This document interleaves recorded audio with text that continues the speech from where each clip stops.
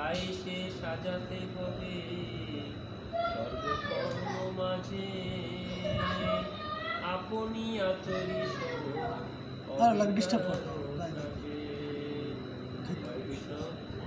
অনুবাদ সবাই বলবো।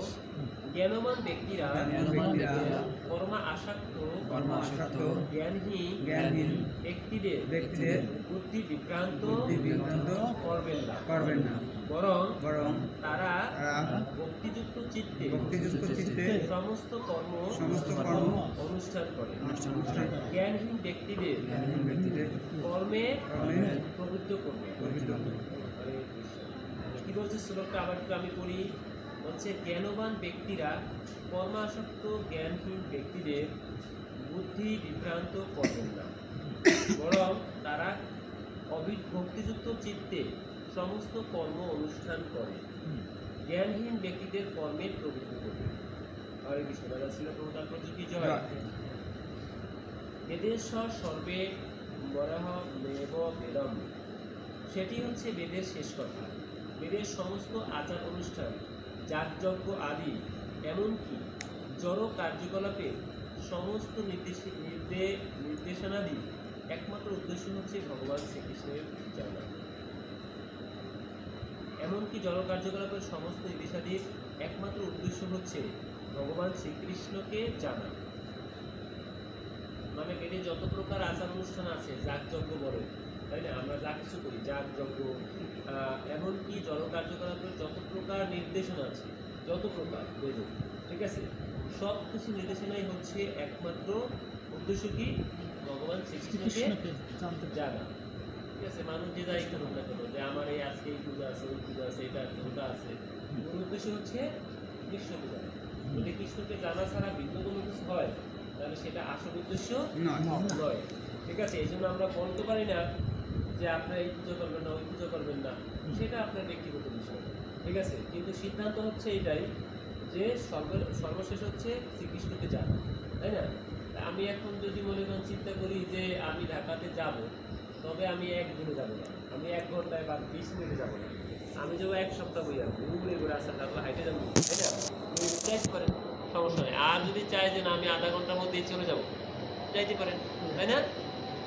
তো সিস্টেমটা হচ্ছে, উদ্দেশ্য হচ্ছে ঢাকা যাওয়া। এই জন্য ভগবান শ্রীকৃষ্ণকে পাওয়া বিষয়টা উদ্দেশ্য একটাই, কিন্তু যদি ঘুরে ফিরে যাইতে চায় তাহলে ভগবান সেভাবেই ঘুরে ফিরে নিয়ে নেন। এই জন্য হচ্ছে আমাদের ঘুরে ফিরে যাওয়ার চেয়ে সোজা যাওয়া ভালো। সেই বিষয়টা বুঝে কারা? বুদ্ধিমানের, তাই না? আর বুদ্ধিমান হচ্ছে সবচেয়ে কারা? কৃষ্ণ ভক্ত। যারা হচ্ছে কৃষ্ণ ভক্ত তারা হচ্ছে সবচেয়ে বেশি বুদ্ধিমান, তাই না? বেশি না বলতে মানে তারা সর্বোচ্চ বুদ্ধিমান, সর্বোচ্চ জ্ঞানী। ঠিক আছে, কারণ তারা ইতিমধ্যে সবকিছু জেনে এসেছে, মানে তারা ইতিমধ্যে সবকিছু অবগত। আর যারা ঘুরতে চায় তাদের এরকম ভগবান ঘুরে ফিরে সবকিছু থেকে দেখায় এই ফলে পরে তুমি এই ফলটা পাবে, এর বেশি তুমি অতিরিক্ত আশা করতে পারো না, এর বেশি আমার হাতে নাই, এই পর্যন্তই আমার সীমাবদ্ধ। এখন তুমি যদি আরো বেশি পেতে চাও, বেশি কিছু তাহলে তুমি ওই আগুন যারা ইস্তের মধ্যে নাকি আমাকে নাকি স্বপ্ন দেখাইছে না, বলছে এক ভক্ত এসে যে মানে বার্তিকা তারামায়ের মন্দিরে গেছে, ওখানে কি যেন দিয়েছে, বলছে যে তুই আর ইসে যাইস, স্বপ্ন দেখাইছে নাকি, বলছে যে তুই আমার এই ভোগটা আগুন যারা জগন্নাথ মন্দির আছে ওইখানে গিয়ে জগন্নাথ মন্দিরে ওইখানে পুজো নিয়েছে, তার কাছে দিলেই সকল জগন্নাথ পাবে। ঠিক আছে, বুঝতে পারছি? তাহলে বিষয়টা কি, জগন্নাথ এখানে কেমন? হ্যাঁ, সেটা তার আমরা তো আর জানি না এই বিষয়টা, তারা আইয়া বলছে, আমরাও সেটা জানি না। এই কাহিনী তারা এসে বলছে, এই বক্তরাই বলছে এখানে, এবং পূজারী কিন্তু জানে না, হ্যাঁ, যে তারা এই উদ্দেশ্যে আসে, পূজারী প্রভুদের কাছে বলছে পরে। ঠিক আছে, আর পূজারী প্রভু আমাদেরকে পরে শুনে দেন যে এরকম একটা কাহিনী আছে। ঠিক আছে, অলৌকিক কাহিনী কিনা এখন তো সর্বোপরি হচ্ছে কি, তার সেও মানে বৈষ্ণবী, তাই না? কালিমা বলেন অথবা সবাই। আর তার যে স্বামী মহাদেব, তাই না, তিনি হচ্ছেন সর্বশ্রেষ্ঠ বৈষ্ণব। তো সেই ক্ষেত্রে তারা চাবেন কি, যে বৈষ্ণব হতে হয় যিনি বিষ্ণুকে জানেন, অর্থাৎ কৃষ্ণকে। এই জন্য আমরা সর্বোপরি উদ্দেশ্য হচ্ছে ভগবান শ্রীকৃষ্ণকে। যেহেতু বদ্ধজীবীরা তাদের জড় ইন্দ্রিয় তৃপ্তির অতীত কোনো কিছু জানে না, তাই তারা সে উদ্দেশ্যে বেদ অধ্যয়ন করে। বদ্ধজীব বলছে, বদ্ধজীব মানে কারা? যারা হচ্ছে কৃষ্ণ বিমুখ, তাই না? কৃষ্ণমুখ যারা তারাই হচ্ছে বদ্ধ, তাদেরকে ভগবান বিভিন্ন মায়ার বন্ধনে আবদ্ধ করে রাখে। ঠিক আছে, ঠিক আছে, আবদ্ধ করে রাখে, তারা তখন ওই রকম ঘুরে বেড়ায়, শুধু ঘুরে বেড়ায়। ঠিক আছে, আর যারা হচ্ছে মানে কৃষ্ণকে জানার জন্য মন্দিরে আসে তারা হচ্ছে মুক্ত, তাই না?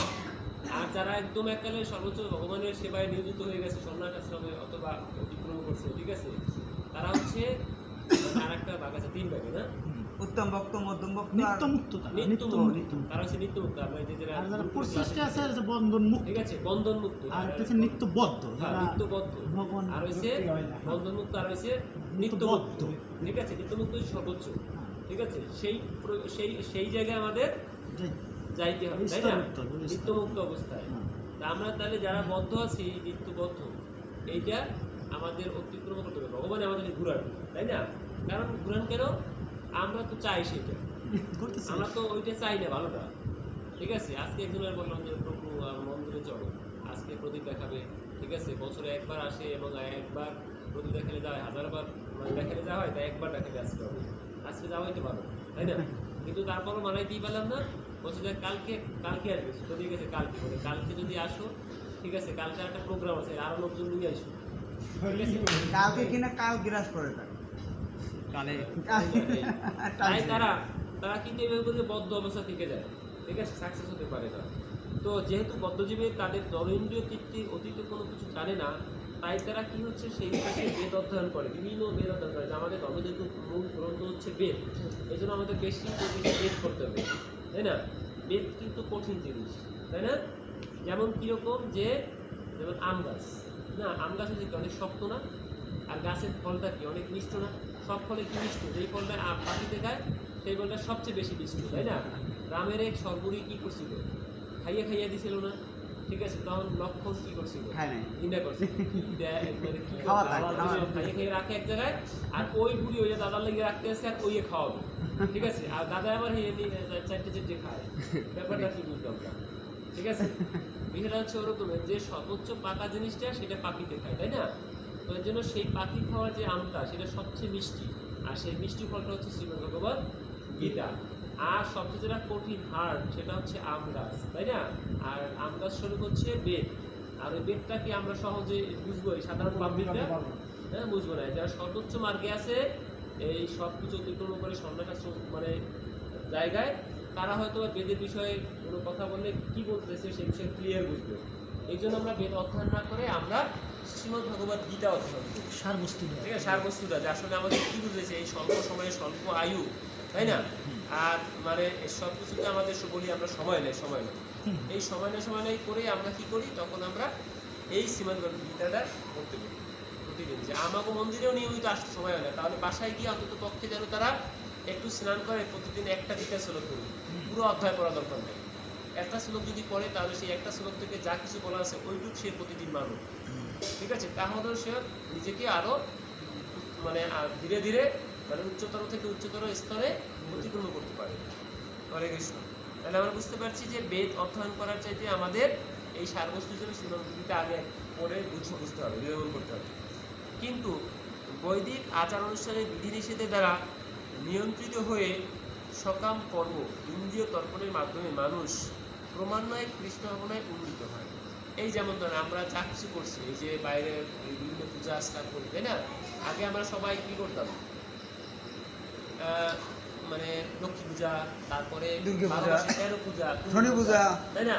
যত প্রকার পূজা আছে সব কিছু করতাম, তাই না? সব কিছু করতাম।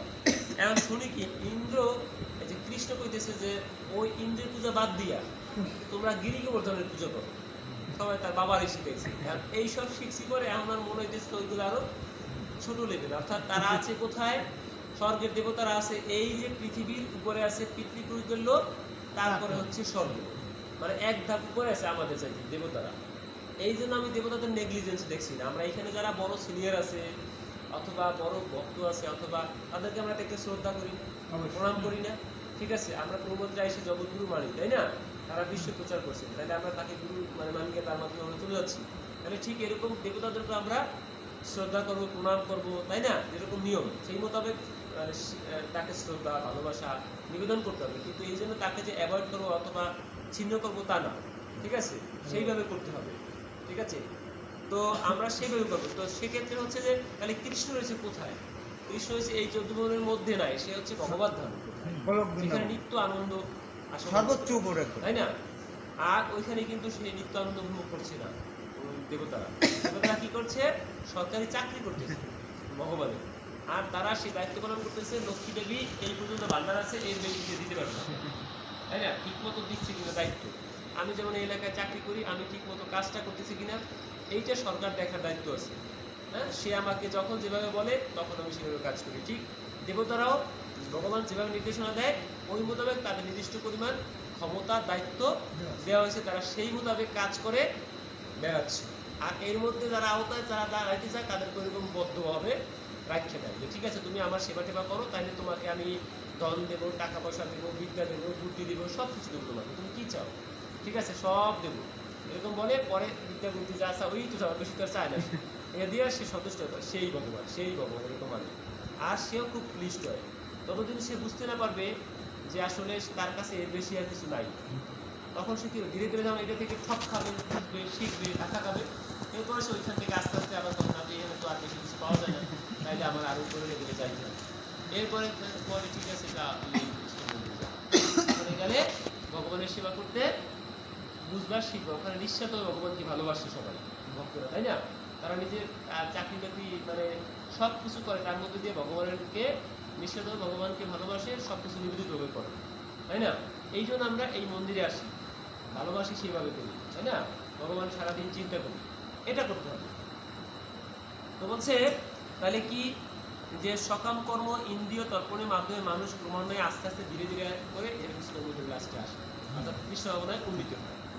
তো তাই কৃষ্ণ তত্ত্ববেত্তা কৃষ্ণ ভক্ত কখনোই অপরের কার্যকলাপ বা বিশ্বাসে বাধা দেন না। আমরা বলি যে আপনি এটা করবেন না, ওটা করবেন না, বলি তোকে বললাম না যে আপনি করতেছেন করেন, কারণ কি ভগবান আপনার ওইটা যেহেতু আপনি চান ভালোবাসা, আপনি ওখানে থাকছেন, একটা সময় আপনি আসবেন। আমি আপনাকে এখন বললাম সূক্ষ্ম আত্মা মানে সূক্ষ্ম বুদ্ধিটাকে প্রসারিত করার জন্য সাধু সংস্পর্শ নাকি সব কিছু হয়। হ্যাঁ, যদি আমার প্রতি গুরুদেবের কৃপা থাকে তাহলে আমি বললেও হয়তো বা আপনার পরিবর্তন হতে পারে, সেজন্য বলছি। কিন্তু যাতে তাতেও যদি পরিবর্তন না হয় তাহলে বুঝতে হবে যে আমাদের সেই স্বীকৃতিটা এখনো তৈরি হয়নি, এই জন্য সে আসছে না, সে বদ্ধ অবস্থায় এখনো থাকবে, আরো বেশি দিন থাকতে হবে তার, ঠিক আছে? এইভাবে সে ঘুরে বেড়াবে। তো বলছে এই জন্য কি করে কৃষ্ণ ভক্তরা কখনো এরকম কার্যকলাপের মধ্যে তাদেরকে বাধা দেন না, ঠিক আছে? পক্ষান্তরে তিনি তার কার্যকলাপের মাধ্যমে শিক্ষা দেন, ঠিক আছে? যেটা বলছি এখনো কিন্তু রেঞ্জে যায়নি, কিন্তু সেই কথা আমি ইতিমধ্যে বললাম। শিক্ষা দেন কি দেন? যে কীভাবে সমস্ত কর্মের ফল শ্রীকৃষ্ণের সেবায় উৎসর্গ করা যেতে পারে। এই যেটুকু ভগবানের সেবা করার দায়িত্ব দেওয়া হয়েছে লক্ষ্মী দেবীকে, সেটুকু কাকে দেবে জানো? তাকে দেওয়ার পরে বলবে যে ভগবান ওই সম্পদ আমার যা দিয়েছিলেন এই তো শেষ হয়ে গেছে, এখন আমার আরও দিতে হবে, আমরা তো জনগণ খুশি না, ঠিক আছে? আমরা এলাকা থেকে বলি স্যার যত টিকা দিয়েছেন ভ্যাকসিন আজকে ভ্যাকসিন শেষ হয়ে গেছে, আরও ভ্যাকসিনের জায়গায় লাগবে। তখন বলে লাগলে নেও, অসুবিধা কি, তোমাদের জন্য বড় প্রয়াস। সে আবার উপরে লেভেলে চায়, এরকম করতে করতে বিদেশ থেকে আনে, আমাদের মাধ্যমেই তো আসে, তাই না? আমরা চাই দিয়ে দেয়, ঠিক কিনা? কিন্তু আমাকে অতিরিক্ত তো আর দেবে না, না দেবে, এবং আমাকে নির্দেশনা দেওয়া হয় যে এইভাবেই কাজ চালাইতে হবে, এর বেশি তুমি ক্ষমতা দেখাইতে পারবে না, ঠিক কিনা? ঠিক এইভাবে দেবতারা কাজগুলো চালাই না। আচ্ছা, এতেই কিন্তু আমাদের প্রতি সাধারণ জনগণ লিস্ট হয়ে যায় যে উনি খুব ভালো লোক নাকি। আচ্ছা, তো অভিজ্ঞ কৃষ্ণগণময় ভক্ত এমনভাবে আচরণ করে, যারা অভিজ্ঞ কৃষ্ণগণময় ভক্ত কৃষ্ণ ভক্ত তারা এমনভাবে আচরণ করে যার ফলে ইন্দ্রিয় তর্পণের রত দেহাত্মা বুদ্ধিসম্পন্ন অজ্ঞ লোকেরাও উপলব্ধি করতে পারে যে তাদের কি করা কর্তব্য। এখন আমরা কি বলছি? এখন আমরা কি বুঝেছি এতক্ষণ? সর্বোপরি যে সবকিছু মিলিয়ে হচ্ছে যে আসলে আমরা কৃষ্ণকে ভালোবাসবো, কৃষ্ণকে নিজের মানে যা কিছু আছে সব কিছু উৎসর্গ করবো, নিজে ভগবানের জন্য চাকরি করবো, ভগবানের জন্য বাজার করবো, ভগবানের জন্য রান্না করবো, ভগবানের জন্য ভোগ নিবেদন করবো। আমার উদ্দেশ্যই তো খাওয়া দাওয়া, তাই না? প্রসাদ পাবো, মানে সবাই তো খাবে, উদ্দেশ্য সেটাই। হ্যাঁ, তাহলে এইভাবে দিন যাপন যদি করিস, আর বাহিরের লোকেরাও খায় আমরাও খাই, তাই না? আমাদের উদ্দেশ্য হচ্ছে কৃষ্ণকেন্দ্রিক, তাদের উদ্দেশ্য হচ্ছে কৃষ্ণ বৈদিক, নিজেদের ইন্দ্রিয় তৃপ্তির লোক, তাই না? তাহলে এই জিনিসটা তো একই বিষয়, খালি আমরা উদ্দেশ্য করছি কৃষ্ণকে নিয়ে, তাহলে এতটুকু কাজ তো বেশি কঠিন নয়, কঠিন এটুকুই অনেকে বলে না। অনেকে আবার বলে, ডাক্তাররা বড় বড় ইঞ্জিনিয়ার অফিসাররা বলে যে প্রভু আপনাদের এই বিষয়টা না ইসকনকে আমার খুব ভালো লাগে, অথবা আপনাদের এই কৃষ্ণ বিষয়টা খুব ভালো লাগে, কিন্তু একটা জিনিস কি, এই কঠিন নিয়মগুলো আমরা পালন করতে পারি না। এই জন্য আমরা আপনাদের ওখানে যাইতে পারি, কিন্তু আপনাদের সিস্টেমটা করতে হবে। ঠিক আছে, কারণ এইটাই তো, আর ভালো কিছু পাইতে হলে আপনার কিছু পরিশ্রম একটু তো কষ্ট করতেই হবে। করতে হবে, নাহলে তো আপনি আগাতে পারবেন না। আমরা পিছিয়ে থাকা লাগবে সারা জীবন, আবার আপনি ঘুরে বেড়াবেন বদ্ধ অবস্থায় শুধু এরকম, তাই না? এই মান সম্মান নিয়ে করে থাকবেন, কিন্তু আপনি কখনো উপরের লেভেলে যেতে পারো। অতিক্রম করতে পারবেন না। কারণ উপরের লেভেল অতিক্রম করতে হলে আপনার সেই অভ্যাস অনুসরণ করেই যাইতে হবে। আমি আপনার হঠাৎ করে আপনার সেই চাকরি দিলে আপনি সেই চাকরিটা করতে পারবেন। আচ্ছা, তো কি বলছে যে তাহলে মানে অভিজ্ঞ কৃষ্ণনায় ভক্ত এমনভাবে আচরণ করেন যার ফলে ইন্দ্রিয় তর্পণে রত দেহাত্মা বুদ্ধিসম্পন্ন অজ্ঞতা উপলব্ধি করতে পারে যে তাদের কী করা কর্তব্য, ঠিক কিনা?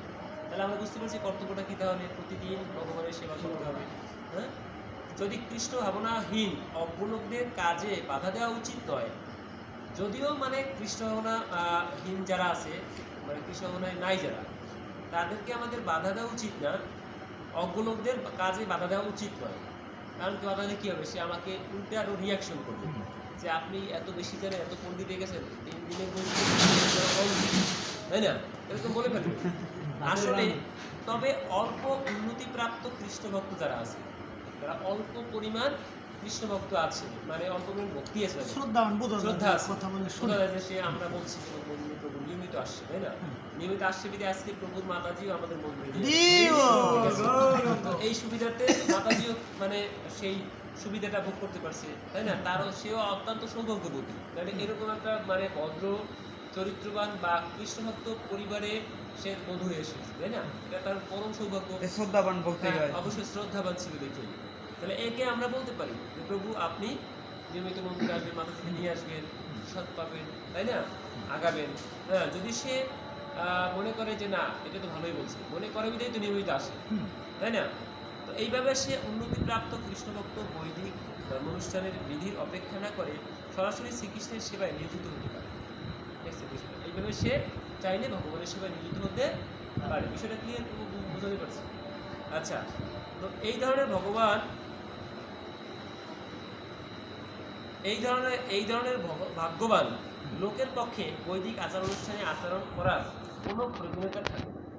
এই ধরনের ভাগ্যবান লোকের পক্ষে বৈদিক আচার অনুষ্ঠানের আচরণ করার কোনো প্রয়োজন থাকে না। ওই বেদের মানে কর্মকাণ্ডীয় বৈদিক দেশে সিস্টেমগুলো যেটা, এটা কিন্তু সে জানে সকাম কর্ম যেটা যে আসলে আমাদের কি করা উচিত, বা পিছনে আগে সকাল কর্ম যেগুলো অন্য ইন্দ্রযুক্ত বিষয়গুলো কিন্তু জেনে ফেলছি, জানছি না প্রভু ওইদিকে কি অবস্থা, কেমন অবস্থা, এগুলো মাতাদিকে অবগত করাবেন যে এগুলো এরকম ছিল, এটা এরকম, এটা এরকম, তখন দেখবেন সেও ক্লিয়ার হয়ে যাবে।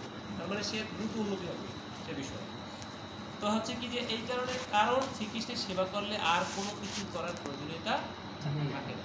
থাকে, ভগবান শ্রীকৃষ্ণের সেবা করে, যেমন গাছের গোড়া যদি জল দিই আমরা, তাহলে তো লতা পাতা ডালপালা পুষ্প আলাদা করে জল দেওয়া লাগে না। এমনিতেই তো শিকড়ের মাধ্যমে পুরো গাছটা তাজা হয়ে যাবে, তাই না? আচ্ছা, এইভাবে করে সুতরাং তাহলে একজনের গাছের গোড়া জল দিলে সবাই পেয়ে যায় লতা পাতা, ঠিক সেরকম দেবতারা আলাদা করে পুজো করার লাগে না। লাগে না, কারণ ভগবান দেখছে না সমগ্র মানে বডিটা থেকে তার সমগ্র দেবতাদের, হ্যাঁ, অনেক বাহু, অনেক নেত্র, অনেক মুখ, সব কিছু দেখাচ্ছে। তাহলে অতএব আমাদের আলাদা করে মানে দেবতাদের সেবা করা লাগে মাতাজি, লাগে? হ্যাঁ, আজকে এখন আবার দেখতেছি যে কি জানি বের হয়েছে, যার ভাই আছে, হ্যাঁ, যার ভাই আছে তারা আবার বাইরে বাইরে কি করে, বাইরে যে কয় ভাই আছে ওই কয়দিন ঘুরে ঘুরে মাতাজিরা চাল সংগ্রহ করছে। আমাদের বাসায় প্রায় 2-1 জন আছে, আজকে সব প্রায় বাইরে। 3-4 জন আসছে। দেখুন হিন্দু বই দিয়ে। হ্যাঁ, আমরা দিছি, পরিজন। কিন্তু বিষয়টা হচ্ছে যে এরকম নতুন নতুন স্বপ্ন বের হয়, তাই না? এগুলো হচ্ছে কি, এগুলো মানে কেউ স্বপ্ন দেখে এরকম মানে বলে আর সেগুলো তৈরি করে। আসলে এর চেয়ে গুরুত্বপূর্ণ হচ্ছে যারা আপনারা কৃষ্ণ ভক্ত, না, আমাদের উচিত হবে কি যে একমাত্র কৃষ্ণ বিশ্বাস করলে, কৃষ্ণ যদি সেবা করি শুদ্ধ ভক্ত, তাই না, তারা তো বলছে যে এইসব কিছু আলাদা কোনো প্রয়োজন হয় না, একমাত্র ভগবানের সেবা করলেই সব কিছু হয়ে যায়। গাছের গোড়া জল দিলে সবাই যেমন পায়, ঠিক এইভাবে, তাহলে আলাদা কিছু করতে হয় না। করতে হয় না। এই জন্য হচ্ছে আমরা একটা চিন্তা থাকবো, আমরা নিয়মিত ভগবানের সেবা করছি, দৃঢ় প্রতিজ্ঞ থাকতে হবে, ঠিক আছে? নাহলে কি হবে, স্বপ্নে মানে যা কিছু তা বলতে পারে, নাকি বলতে পারে না যে দিলীপ দিলীপ হরে হরে, হরে দিলীপ হরে দিলীপ, দিলীপ দিলীপ হরে হরে, এই মন্ত্র জপ করলে তোমরা ভগবানকে পেয়ে যাবে। এটা যদি কেউ প্রচার করে সব জায়গায়, দেখা যায় যে সবাই বলা শুরু করবে যে এই মন্ত্র করলে বলে ভগবানের কাছে ফিরে যাবে, মানে একটু বলা কি দরকার নেই, মন্ত্র হতে পারবে না, এই ঘুমাই কই। ঠিক কিনা? তখন এরকম হয়ে যেতে পারে না অতএব এইসব ছলচুতারি ছল ধর্ম এগুলো বর্জন করতে হবে আমাদের, তাই না? হ্যাঁ, আমাদের একমাত্র যে মানে কৃষ্ণ যেটা বলছে, হ্যাঁ, ভগবান যেটা বলছে সেই কথা আমাদের বিশ্বাস করতে হবে। কারণ আমরা শাস্ত্রে পাই যে কৃষ্ণ একমাত্র ভগবান, আর কেউ না। যে আমার তাই না? পূজা করো, আমাকে না, আমার নমস্কার হ্যাঁ, করো। আমাকে নমস্কার করো। অবশ্যই। মন মনা বাবা মন মনা বাবা। মজ্জাজি নাম খুব ভালোই বলছে। অবশ্যই, তার মানে হচ্ছে যে মনমনা ভক্ত, তাই না? মন মনা আচ্ছা, বাবা আর কেউ কিন্তু বলতে পারে না। মজ্জাজি নাম আর নমস্কার কেউ বলতে মানে পারে ওর না। শেষ পর্যন্ত প্রতি জানি প্রতি সে প্রিয় হিসিমে হ্যাঁ, প্রিয়সী। তারপর হয়তো বা মন্ত্রটা বলতে পারে কিন্তু জিনিসটা বোঝে। হ্যাঁ, জিনিসটা কারণ আমি কি? হয়তো বা একটু শিক্ষিত আছি ওইটা মুখস্থ রাখছি হ্যাঁ। কিন্তু হ্যাঁ জিনিসটা বোঝার ইচ্ছে নেই। অবশ্যই। এই জন্য জিনিসটা বলছে বোঝাটাই পর্বত বলছে যে এই কৃষ্ণ ভাবনামৃত এই ইস্কনে হ্যাঁ অর্থাৎ ভগবানের সেবায় এ একেবারে সেই এখানে ন্যাথর থেকে শুরু করে মূর্ত থেকে শুরু করে বিদ্যান সবাই ভগবানের সেবায় অংশগ্রহণ করতে পারে।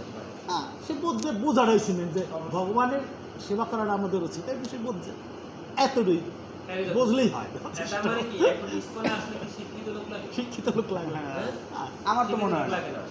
দেখেন, তো সেই হিসেবে আমার যে শিক্ষাগুলো ছিল দুইজন, একজন ছিল অমরেশ প্রভু, সে হলো 8th ক্লাস, আর একজন হলো বলরাম প্রভু। বলরাম প্রভু মাস্টার্স কমপ্লিট করা ফিলোসফিতে, কিন্তু বিষয়টা হচ্ছে যে দুজনে ব্রহ্মচারী, যে 8th ক্লাস তার পিছনে কয়েকশো মাস্টার্স পাস পোলাপান অভাব নেই। এখন অনেকে প্রশ্ন করে বড় বড় শিক্ষিত পণ্ডিতরা যে আচ্ছা অমরেশ প্রভু একজন অশিক্ষিত লোক, তার পিছনে এত বড় শিক্ষিত যুবকরা কেন চলছে? ঠিক আছে, তো সে ছিল প্রধান পূজারী মন্দিরে। তো হ্যাঁ, অমর হরি ঢাকা মন্দিরে একটা পূজারী। হ্যাঁ, কেন? কারণ হচ্ছে তার যে বৈদিক যে একটা ক্যাপাসিটি, মানে দিব্য জ্ঞান। হ্যাঁ, দিব্য দিব্য যে জ্ঞান, জ্ঞান। মানে ভগবত ভক্তির যে একটা অবশ্যই। উচ্চ মার্গ বা সেবা, এইটার থেকে যে জ্ঞান আহরণ করছে, তাতে মনে হয় সে অনেক উচ্চ শিক্ষিত এবং পণ্ডিত। হ্যাঁ, এরকম মনে হয়, সে কথা যা বলে তাকে সেরকম মনে হয়। এই জন্য আমরা তাকে মানতে বাধ্য হয়েছি। আর যত বড় আমরা শিক্ষিত হইলে কেন, দেখা যায় যে আমরা তার কাছে কিছু না, কোনো কিছু জানি না, তাই না? এইভাবে সে জ্ঞান আহরণ করেছে। তাহলে এই যে কৃষ্ণ ভাবনামৃত সংঘ এমন একটা জিনিস যে একজন মূর্খ বা অশিক্ষিত হইলেও সেও আমাদের এই কৃষ্ণ ভাবনার সাথে সম্পৃক্ত হতে পারে এবং সেইভাবে সে উপলব্ধি করতে পারে। সেটাই বলছে যে ভগবান তত্ত্বকর্তা যদি সত্য নির্দেশ অনুসারে শ্রীকৃষ্ণের সেবা করলে তাহলে সর্বকর্ম সাধিত হয় এবং আমরা সেই সেবার মাধ্যমে কৃষ্ণকে দেখতে পাবো। ঠিক আছে? তো ঠিক আছে, আমরা তাহলে আজকে এখানে বিশ্রাম রাখি নাকি? আর কারো কোনো প্রশ্ন আছে? আর একটু করা যায় না, ভালোই তো লাগছে। আচ্ছা, এইভাবে আসলে